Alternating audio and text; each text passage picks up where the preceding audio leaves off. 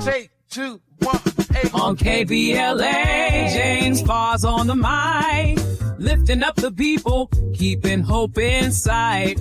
With Altadena spirit, he fights the good fight, speaking truth to power, shining the light.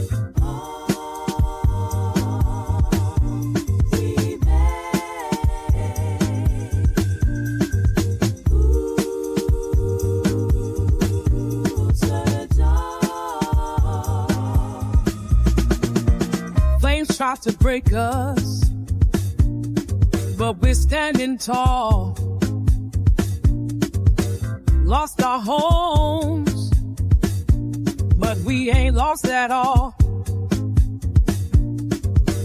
Through the smoke and the ashes, we see the sun.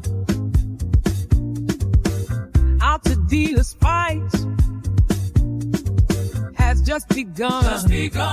Begun. We'll rise again. We'll build it strong. Through the struggle, yes, we belong. Hand in hand, through dust and pain, Altadena's heart remains.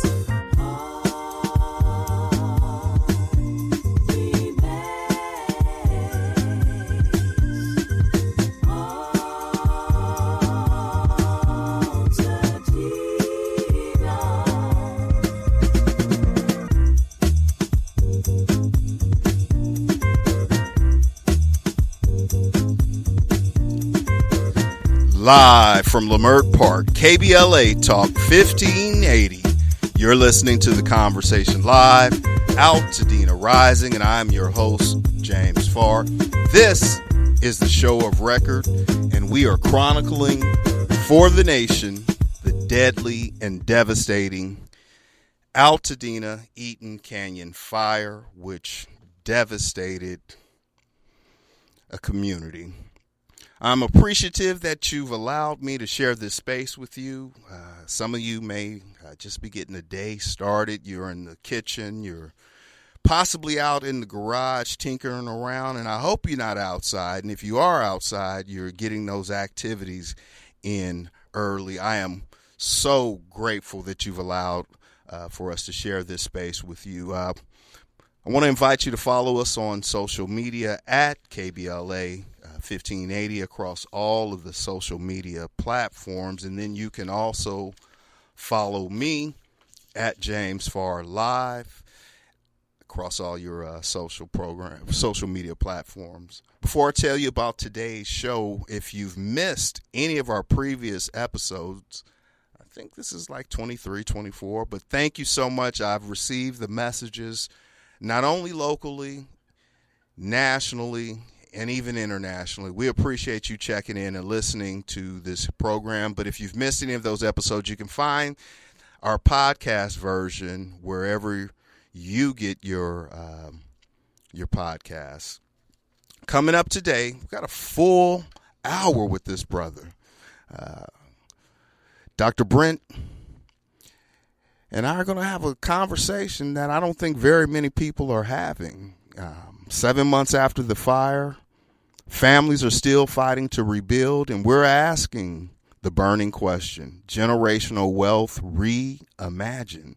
What does that mean to rebuild not just homes, but wealth, culture, and legacy? You don't want to miss this one. But before we get to that, I got to set up this context for this next situation. Bears and Mike Epps have announced a new CBS comedy, right? Kenya's returning to network TV. He's executive producing the CBS comedy. It's starring Mike Epps. There's a possibility that Kenya might be starring in it as well. Those are whispers. Hasn't been confirmed yet. But the plot is what has some people raising eyebrows.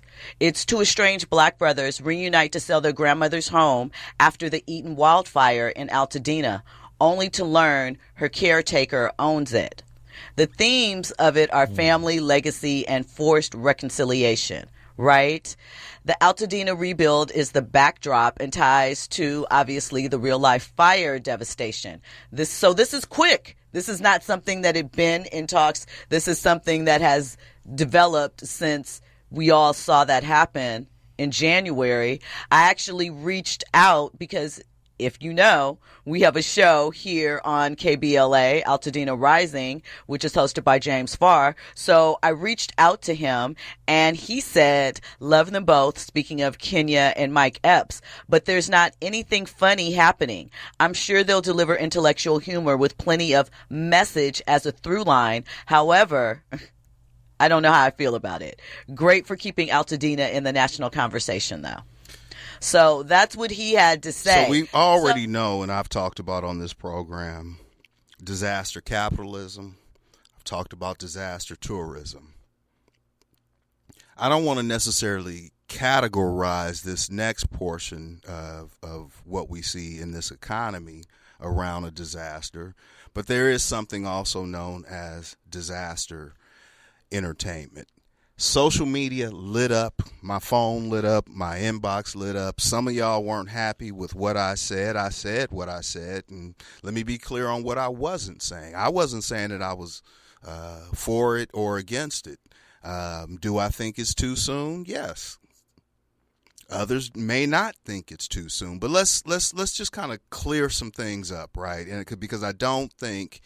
And I'm consistent, right? You know, I called in our sister Tiffany Haddish last week, a couple of weeks ago, and gubernatorial candidate Stephen Klubeck for their gambit that they pulled off at the Super King market, lining thousands of people up to receive a $150 gift card. I digress. Let me get back on this point. This disaster entertainment. What we do here at this station is news and information. There's an economy around it, right? I mean, it's no different than, you know, some of your local networks, some of the other radio stations, some of the cable networks that parachuted in town and told stories. It's very similar in that, and that's what we do. And so when we're speaking about what Kenya Barris and Mike Epps are endeavoring to do, this isn't like Treme or perhaps The Wire. It's a sitcom. I'm not a television expert.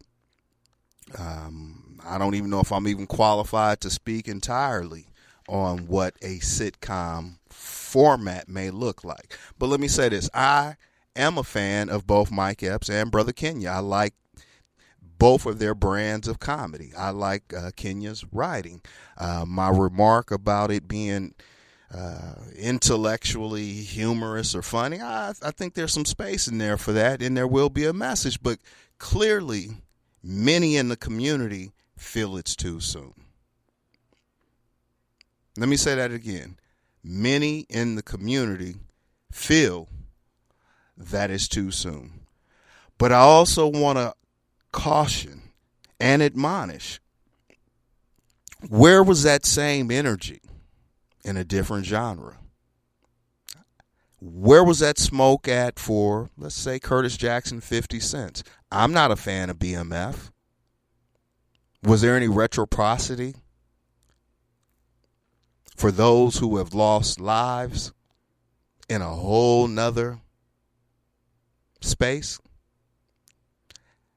It's not glorifying drugs and drug dealing and a gangster and a street lifestyle. I don't think that's what Brother Epps and Brother Kenya are endeavoring to do, but you have to decide. If you don't like it, call CBS. Don't call me. Sister Jill Monroe on RSVP right here on this radio station, she invited me to, she wanted my thoughts, and I shared them. Phone lines are open. I want to hear from you. When we come forward, we're going to continue this conversation. Generational Wealth Reimagined, only on KBLA Talk 1580. We got your black. We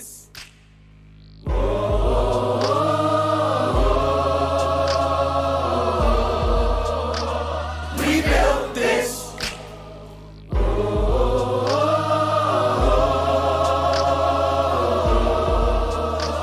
I'm done, y'all. I'ma keep it 100. Tomorrow when I hit the field, I'ma keep running. We did everything that the overseer wanted. And if we got paid, then we'd be stunting. Sugar cane, cotton ham. Say the quiet part out loud. KBLA Talk 1580. We've got a lot to talk about. On January 7th, 2025, the Eaton Canyon fire scorched Altadena, torching everything in its path. Homes, wealth, and legacy burned in one night. But will Altadena rise from the ashes? I'm James Farr. On the Conversation Live Altadena Rising, we're chronicling the recovery, the resilience, and justice for the nation. This is the show of record, unapologetically progressive. We're not blacking down. So join me, James Farr, on the Conversation Live Altadena Rising every Saturday at 10 a.m. Pacific with the rebroadcast on Sunday at noon. Unapologetically progressive. KBLA Talk 1580. We've got your black. This is KBLA Talk 1580, where hate meets a scholarly match. Hey!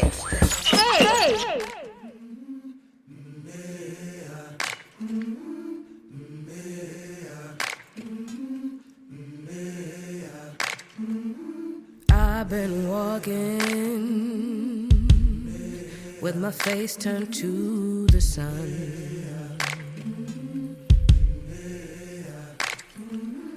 Weight on my shoulders,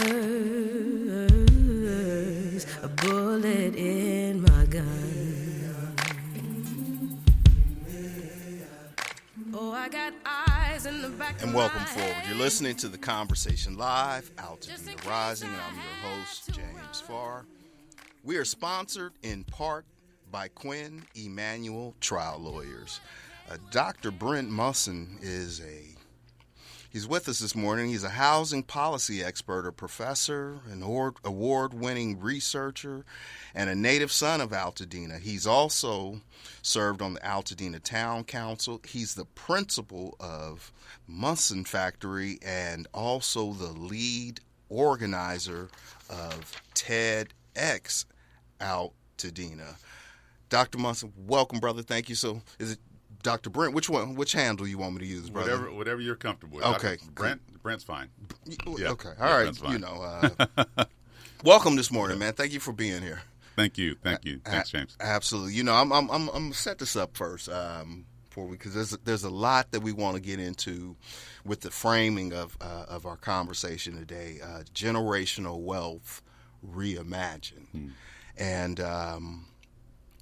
But I, we've had the privilege of talking with so many people from Altadena, and so many people that just have such a connection. I keep playing with this thing that if Wakanda were a real place, Altadena would be one of its tribes, one of its communities. Why is Altadena? First of all, do you agree with that, or what makes Altadena? Absolutely. Okay. Absolutely. What makes it so special for you?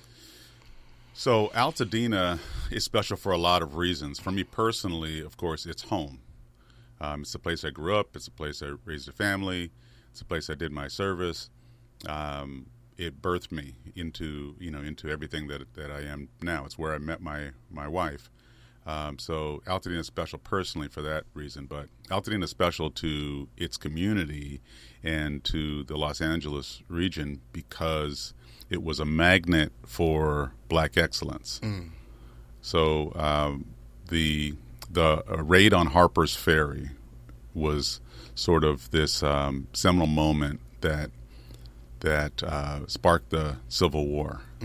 It was a proxy for the North and the South. And John Brown's sons, John Brown was the leader of the Harper's Ferry, the raid on Harper's Ferry. His sons, who were also abolitionists, moved to Altadena, moved to the Meadows.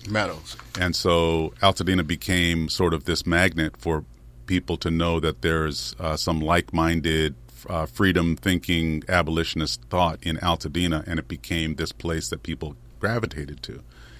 And so the people that ended up there, Jane Kennedy, Octavia Butler, the list, it's long. It's long. Of just black excellence. And 81% of the black population ends up owning their homes. That's like twice what it is, twice the national average.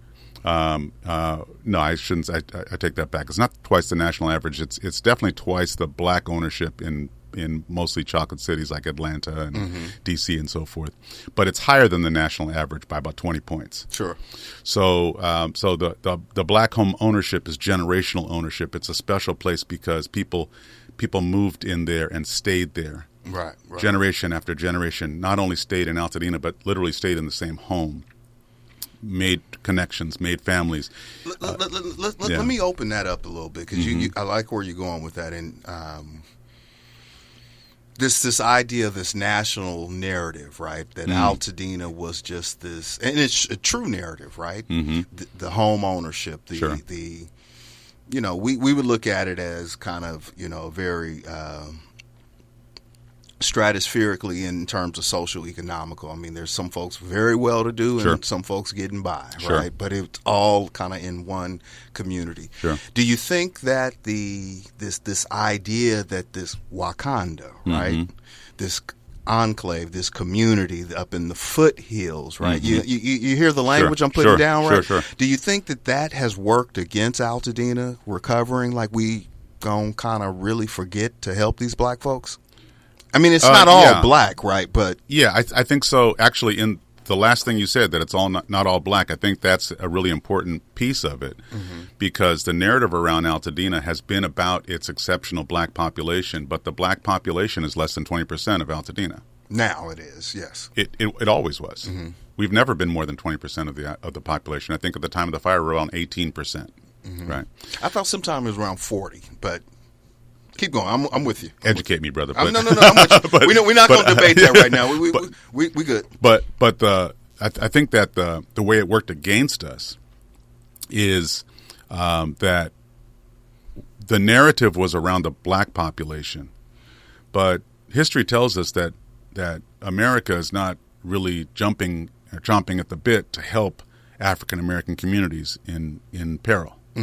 So if Altadena is considered a black place, then it's not as likely to get care. And so that narrative shaped around the African American population has not only not served the African American population well, it hasn't served any population in Altadena well because of systemic barriers that prevent African American populations from receiving the kind of support that we deserve. Well, now we're in the middle of this. We've talked about the roots of Altadena. We've talked about relief needed.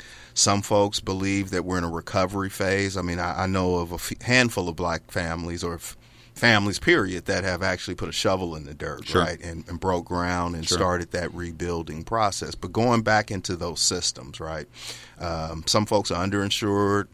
Some folks have no insurance. Most people were looking for relief. I haven't spoken with anyone that hasn't received anything more than $700 from FEMA. Right. So how do those systems play into kind of historically? I want to lean into the academia first, right, and your vast knowledge of housing policy and kind of in this disaster space. Sure. So we have this kind of intersection of policy from the federal government, the state, and the local government. So FEMA's federal. At this present moment, FEMA and the federal government are not particularly tuned up for assisting a place that has a black excellence reputation. So, as an academic, I don't have the proper citation and research to support any supposition that anything is deliberate. But I will say that right now is probably not our best environment to expect to get help if that narrative of African American excellence is the front-facing part of what Altadena is. Right? But that said, those wheels turn slowly anyway. Ask the people in Lahaina. Ask the people up in Paradise, California. The wheels turn very slowly. Ask the folks in New Orleans. Right. So it doesn't surprise me that it's hard to get money from FEMA and so forth. The issue of the sort of closer institutions like the insurance companies are a little bit, I think, more pressing. So farmers pulled out of California shortly before the fires, nothing to do with the fire, just bad timing. Left a lot of people uninsured. But even folks who thought they had the great insurance find themselves in a position where their insurance covers the rebuild of the house, but it doesn't cover what happened to their land. So the Army Corps came in and took the top 6 inches of topsoil out of their yard. So before they can even start rebuilding the house, they have to replace all of that. So if you figure you have a quarter acre and 6 inches off the top of your quarter acre, that's a lot of topsoil that has to come back in, has to be graded and compacted, landscaped. That's not covered by your insurance. And that has to, at least the first part of it, the grading, has to happen before you actually start your construction process. Hold on. So let's back up because, a listener had asked, they're not understanding the steps, right? Yeah. So we know the Army Corps has, they're about 99% all of the properties in the area the debris has been removed. Sure. Right. Folks are going through soil testing and trying to figure out lead levels, arsenic levels, and other contaminants that are on the property. So you're saying the Army Corps, the dirt that the Army Corps of Engineers removed has to be replaced. One, where does that dirt or soil come from? You already said that the insurance company doesn't pay for it. We're hearing most people will find a gap and a shortage of resources to rebuild anywhere from $75,000 on up to $400,000, which we're going to land that somewhere. But where does that dirt come from? And kind of walk us, because you're also a developer, a builder, and a housing policy expert. You've done your work in academia at USC. Where's it come from? Yeah, so the topsoil has to be purchased by the homeowner, by the property owner. Mm-hmm. Not only does the topsoil itself have to be purchased, but it also has to be then dealt with. So you have to bring it in, and you've got to spread it out and grade it and compact it and turn it into a yard again. Mm. So all of those costs fall on the homeowner. Okay. Right. So you can buy topsoil. It's not, it's available for purchase, but in large quantities like that, it's not cheap. Mm. And so that gap that you're talking about from $75,000 to $350,000 is really looking at the cost of rebuilding the home. So add to that the additional cost of the topsoil and the grading. That's a substantial cost, and it depends on the size of your lot and the slope of your lot and where it's positioned, and those types of things. There are a lot of different things that come into play. But I have to say, I've seen yards that look like they've been taken down a lot more than 6 inches. So there are some people who are going to be doing with 10 inches or 12 inches, and a substantial amount.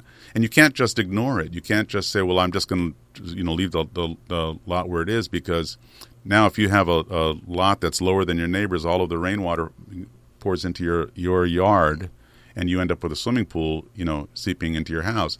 So you have to deal with it. It's not something you can just ignore, and it's expensive, mm-hmm. and it's not covered by insurance. Is that, through what you're hearing in community, is that what a lot of people are facing? I mean, because there's only been 140, about 150 permits at this point issued for folks to rebuild. So is that a part of where folks are in that contemplation part of figuring it all out? Is that what you're hearing? I don't think people are aware of all of the complications of building. Mm-hmm. I don't think they're really aware. It's sort of like when you're doing a remodel and you open up the wall and the termites have eaten half of the wood, and now suddenly you have to rebuild the wall. Mm-hmm. You just have to take it in stride, and that's, I think, what people are going to be dealing with. You can get a permit from the county to rebuild your home, but the permit is assuming the lot line, however, or the grading, however the architect laid it out on the plans. If it doesn't match that, then you have to actually do that in order to get signed off. So you have to bring your soil up to whatever that line is. That line is just a line on a piece of paper, but that may not be the reality of your lot. And people will find that out as they build. Mm. Mm. We're talking with Dr. Musson, who is a housing policy expert. That's where his research lies. He's also a developer. He's a native of Altadena. He's a 3-time town council member, and I think that's something that people don't understand. I mean, I don't want to do a quick civics class here, right? Federal, state, county, but Altadena is an unincorporated area or community, right? I don't know if it has a legal definition of a township, but essentially, what is the role of the town council? I think we got enough time for you to answer that real quick. Sure. The town council sits between the residents of Altadena and all three layers of government. Mm-hmm. An ombudsman to the county government, but also a representative on other layers of government. So we take what the people of Altadena say and move it up to those other layers of government, and also take what we can from those layers of government and bring it to the people in an open meeting, in an open forum. Absolutely. Okay. So when we come forward, we're going to dig a little bit deeper, right? We're in the dirt right now. We're going to dig in a little bit deeper and really unpack what generational wealth in this contemporary reimagine may look like. Stay with us, only on KBLA, Talk 1580. We got your black.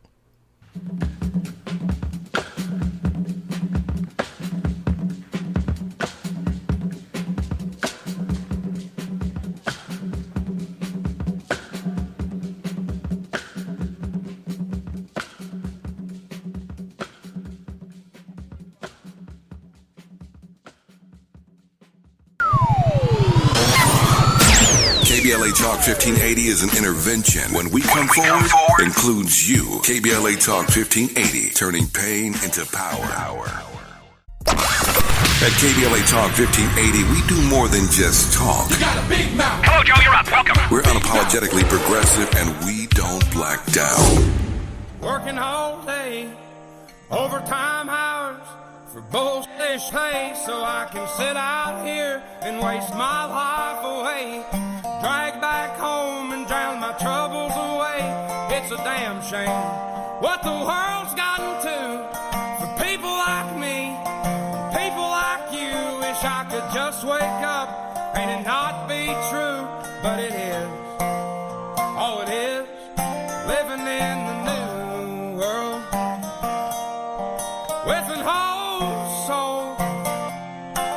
These rich men north of Richmond, Lord knows they all just wanna have total control. Wanna know what you think, wanna know what you do, and they don't think you know, but I know that you do. 'Cause your dollar ain't this shit, and it's taxed to no end. 'Cause the rich men, 'cause the rich men. KBLA Talk 1580. You're listening to The Conversation Live, Altadena Rising, and I am your host, James Farr. We are sponsored in part by Quinn Emanuel Trial Lawyers. Joined this morning today by Dr. Brent Musson, housing policy expert, former Altadena Town Council member. Brother, he coming here smelling like he love Altadena. You just see it coming through his pores. And we've kicked around this idea today, generational wealth reimagined. And I think, Dr. Brent, a lot of us, when we think of our homes, right, we think of that being, the American dream, that for many of us, the most important and expensive single purchase we may make in our lives. We also, rampantly or too commonly in community, we are asset rich and cash poor, right? And a lot of that nest egg, that retirement, that ability to pass on that asset to folks is safety, right? It's security. Makes you more bankable. You're much more attractive as a borrower. There's some perks and benefits that comes with that. But what does generational wealth reimagined look like in this instance? Because this is way different than kind of that normal. I don't know if normal's right, but kind of how we traditionally have thought about wealth accumulation. Yeah. So I have a very sort of easy definition of what wealth is. So wealth to me is when your assets can support your lifestyle without you having to continue to work and earn in order to sustain that, right? So your assets themselves sustain it. Mm-hmm. So most people that I know in Altadena who own their own homes, even if they own them outright, still have to go to work in order to pay for groceries and the light bill. Mm-hmm. So to me, that's not wealthy, even if you own your home outright. So we talk about generational wealth. It doesn't meet my definition of wealth. Not that I'm Merriam-Webster, but the idea is that you would have to liquidate your home in order to access the value of that home and consider it to make yourself wealthy, to live off of it. So in this moment, when all of the homes have been, or so many of the homes have been wiped out by the fire, the county is pushing this idea of like for like. It's the standard sort of response in emergency management that they'll fast track if they don't have to do any review. If you're building back what was there, they can sort of rubber stamp it through the process, and you can get going as quickly as possible. And it's incredibly helpful for people who want to rebuild their homes. But if we're talking about wealth, we should be thinking about it in the same way that those who know how to build wealth do. So the predatory developers that people are pushing back against when they say Altadena is not for sale, mm-hmm. those developers look at the land as an asset. And they're looking at it in terms of the policy environment. What is the maximum value that I can build on that land? It's called highest and best use. And so in the current environment, it's different from the mid-century environment that most of the homes were built in. My home in Altadena was built in 1947, so there were particular codes and particular standards that were available then. In today's environment, out of Sacramento, we have a lot of legislation like SB 9 or SB 684 and 1123, which combine to give you the ability to split lots. Mm-hmm. SB 9 will allow you to split it in half. You can split your lot in half, and on each lot, you can now build a house with an ADU. You can have 4 units on what you used to be 1. If you can add a JADU to each, then you end up with 6. Mm-hmm. The SB 1123 will allow you to split a lot into up to 10 separate lots, and on each of those you can do the same. So you can do the math on that. You can end up with 30 units on a single lot, provided it's large enough. You still have to deal with setbacks and so forth. And without getting into the weeds, the idea is that you can create wealth, genuine wealth, by creating income property that allows you to have a residual income off of part of your property while you are still living there. You can, because you're splitting them, you could actually sell off part of it to pay down the debt and live with no mortgage again, but with streams of income coming in, so you don't have to go to work. So when we're talking about wealth, we're talking about creating the type of asset on your property that cash flows you, then those cash flows, of course, are more than what your expenses are. So, I talk in cursive sometime, and I did a town hall on soil remediation the other week, and, I said we wanted to make it a remedial conversation. So what I'm picking up that you're putting down is Big Mama can build a couple of back houses, let the rent from those properties, those back houses, right, and be rented to other family members or whatever, right, and now she has cash flow and income and still owns all of the properties. That's right. She could pay down whatever. Yep. And instead of just the old back houses, they could be triplexes. Now, what do you say? Because critics would say density, right? Mm-hmm. Like, now, that's not Altadena. We don't want a bunch of houses or apartments. What do you say to that? So our earlier conversation was about people being underinsured and uninsured. Mm-hmm. And so let's take the case of a family that owns property, has a substantial lot that was paid off, and their house burns to the ground. Mm-hmm. If they can't max out that property in value, how do they recover? Right? Mm-hmm. Without insurance. Mm-hmm. So the reality is that each family has to decide for themselves on their own property what's best for them. So some people will say, look, this is where I raised my family. I want to build back the exact same house I had because it's full of love and memories, and I want to sort of recover that. There are other people who are more committed to the idea of legacy and what they're going to leave to their family. And the first case person can't tell the second case person that their dream is not correct. Mm-hmm. Each person has to decide, each family has to decide for themselves, what's best for themselves. And, I think that the community has to be open to allowing people to have their own property rights to make those decisions. And so, creating more density isn't best for everybody, but creating no additional density isn't best for everybody either. Right. Folks got to live somewhere. Yeah. And California is expensive, right? Southern California especially is expensive. Yeah. I'm talking with Dr. Brent Musson, who is a former Altadena Town Council member. He's a housing policy expert. He's a developer.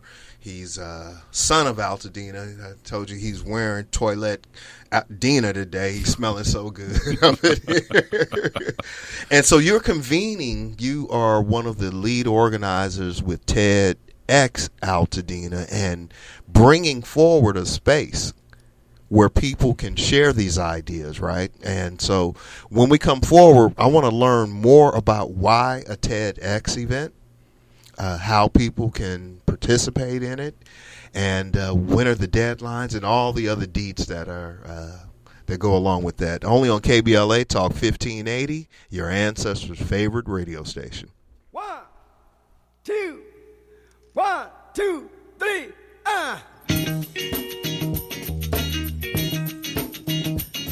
Hot pants.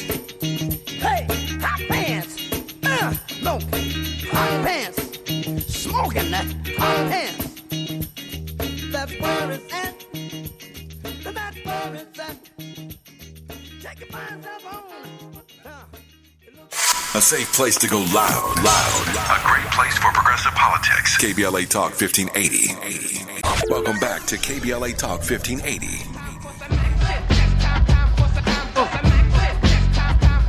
Come on.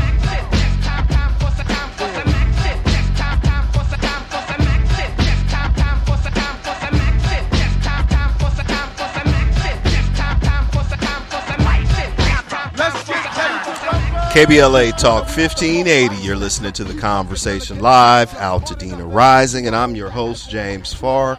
We are sponsored in part by Quinn Emanuel Trial Lawyers. It's that time of the program where we give updates, and you can also get updates on Instagram at Altadena Rising page. Ash and Taylor and the entire collective have done such an amazing job, most comprehensive job of vetting out resources, events, just all that's going on. So make sure you visit them. Make sure you're tagged into that page. You're tagged into my page as well. And also want to let you know that today, former Assemblyman Christopher Holden was holding his annual block party, and because of this extreme heat, it's hot out here, y'all, like for real hot, like Nelly hot, like so hot Nelly playing at the Intuit Dome later on this evening. I digress. So that is postponed into a later date, but in studio with me is Dr. Brent Musson, who is a housing policy expert, but switching hats and lanes right now. We've been talking about this idea of generational wealth reimagined and ideas that are coming up, and I don't think that this event that he's talking about is exclusively to that, but it will certainly have some lane in that. There's a TEDx Altadena event. What is it? Why is it? When is it? Where you got me, brother. Sure. Yeah. So if for those who aren't familiar with TEDx, they may be familiar with TED Talks. Yes. And so the TEDx events are locally organized sort of TED stages. We chose to do this. My wife Dawn and I were having a conversation about sort of the siloed conversations that happen in Altadena amongst people who are, looking to recover. People have different ideas about what Altadena should look like and how that process should look, and it ended up being sort of segmented by geography, class, race, by which attorney you're signed up with. Right. You know the deal. Right. So the TEDx stage is this sort of platform that's it's one unified conversation with equal opportunity for all voices. The TED rules actually work to our favor because it prevents people from selling brands or products or services. It's about ideas, not politics, and they're one-way talks rather than debates, so people don't get shouted down. They're able to actually deliver their talks. And everyone who comes to the TED stage, regardless of your economic position or what side of lake you're on, everyone's on the same stage with the same microphone in front of the same crowd, and you have the same amount of time to give your, to share your ideas and ideas worth spreading. So the TED event was chosen for that particular reason, and it's a volunteer event. We're not charging at the door. We're doing it at the Altadena Library on October 26th. It's from 10 a.m. to 5 p.m. It's at the library intentionally, and so we have a call for speakers. The deadline is September 10th. It's coming up. It's coming up. If people go to TEDxAltadena.com, there's a link there where you can click in and apply to submit your application to speak. We also have a link there for donors and sponsors, so you can give as little as a penny and as much as your heart will allow. There are, for the higher donor amounts, there are some benefits to those higher donors to encourage people to and corporations to give and so forth. There's also registration. It's at the library. There's not a lot of space. There's only 100 seats. And so for people who want to attend, they should go into the website again, TEDxAltadena.com. There's a link there to sign up to attend. In all of these cases, part of what we're trying to do is make sure that we represent all of Altadena.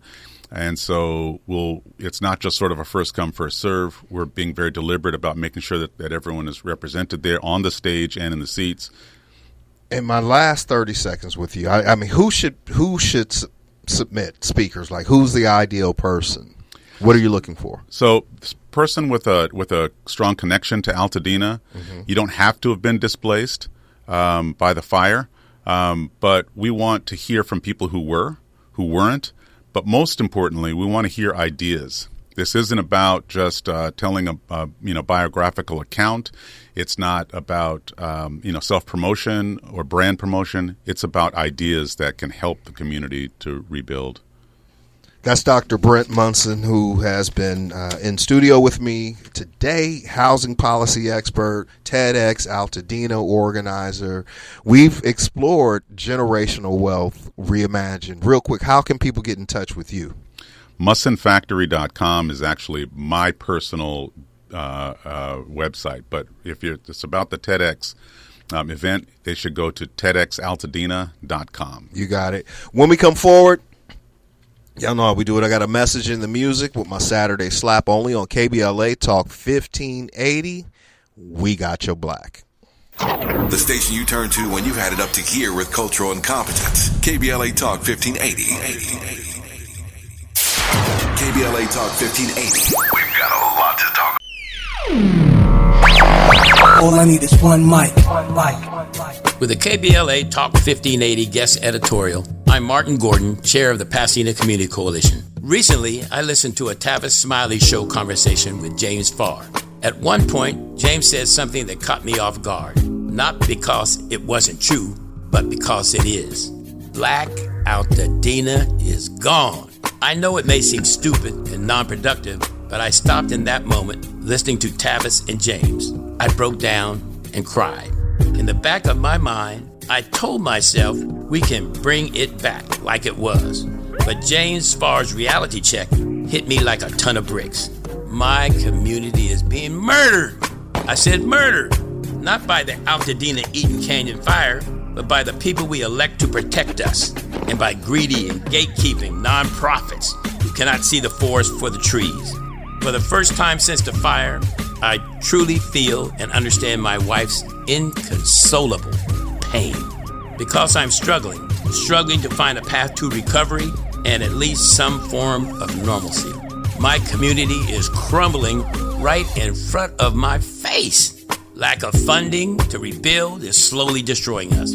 Many of us can no longer hold out, and developers are gobbling up our property. When I hear voices like Tavis Smiley and James Farr speak truth to power on KBLA Talk 1580, it reminds me that we're not crazy, just unheard. Make no mistake here, KBLA delegation, this is war. And we the people of Black Altadena are losing. It's like waiting for reparation. Not gonna happen, brother. In this new orange man world, no one, no entity is persuaded by right or wrong. There is no consequence for doing the wrong thing, and no accolades or support for doing the right thing. Will war-torn Black Altadena survive? Your guess is as good as mine. But what have I got to lose? I'm in my 70s and don't have time to wait. Dr. Martin Luther King Jr. once suggested that riots break out when people have no hope. But there is nothing left to burn down in Altadena. I wish I could say I remain hopeful that my beloved community will rise again like a phoenix from the ashes. I wish I could.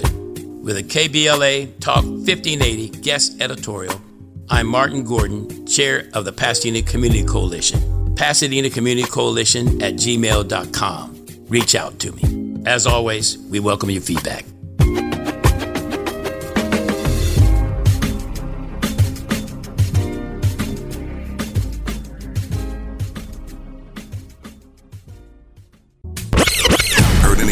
Radio lately that sounds anything like this? We didn't think so. You're listening to Unapologetically Progressive KBLA Talk 1580. And welcome forward. You're listening to the conversation live, Altadena Rising, and I'm your host, James Farr. We are sponsored in part by Quinn Emanuel Trial Lawyers. It is that time of the hour where we have a message in the music. You know, we call it a Saturday slap, and it's been so doggone hot. It just feels like the heat just keeps slapping me. But keeping it in that space, we just gonna say how hot it is. Probably not the hot y'all think I'm going with, but Simeon, let's roll it.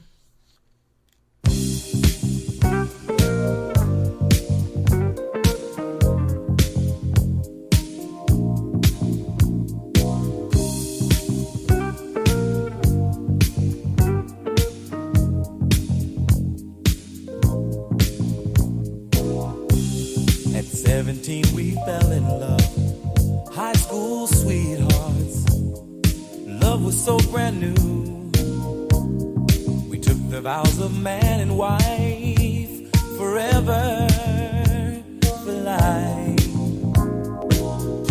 I remember how we made our way, a little patience, the times we prayed. Can't imagine that this love is through, feeling the pain, girl, when you lose. Oh, it's too hot, too hot, too hot, lady. Gotta run for shelter, gotta run for shade. It's too hot, lady. Gotta cool this anger, what a mess we made. So long ago, you were my love, oh my love. Yep, too hot. But big shout out to those families out there, you know, keeping it light and bright. Who sent their kids off to college or that next step in their life. I'm one of those dads. I am now a proud HBCU dad. And my wife, that makes her an HBCU mom. That makes us HBCU parents. That makes my 10-year-old son, Richmond, who's sitting in the booth with me right now, an HBCU brother. I am a proud Papa Bear. So big shout out to all y'all that did that heavy lifting, especially for your first, getting them off into that next phase of their life. Kim, Nyla, Reggie, Tiana makes the graphics. That's the crew. Thank you so much. Simeon back there on the boards. I appreciate you, brother. Angela Roddick Wright is up next with the Legal Lens, and she has an amazing program for you. Until we have another opportunity to speak, as always, agape.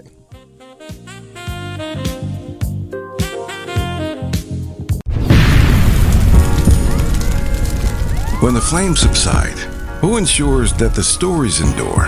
At KBLA Talk 1580, we're committed to preserving the voices that shape our community. We know people have short memories, and as long as this Black Talk radio station is on the air, we will not let Altadena be forgotten. We are honored to announce that the Altadena Historical Society will officially archive our recent town hall alongside every episode of Conversation Live Altadena Rising with James Farr. This is the show of record, the definitive source for tracking Altadena's roots, resilience, recovery, and reunion. These stories will now live on for students, scholars, researchers, and journalists seeking truth and legacy in the months and years to come. Because history isn't just made, it's honored, it's recorded, and it's passed forward. We're KBLA Talk 1580, and we've got your black.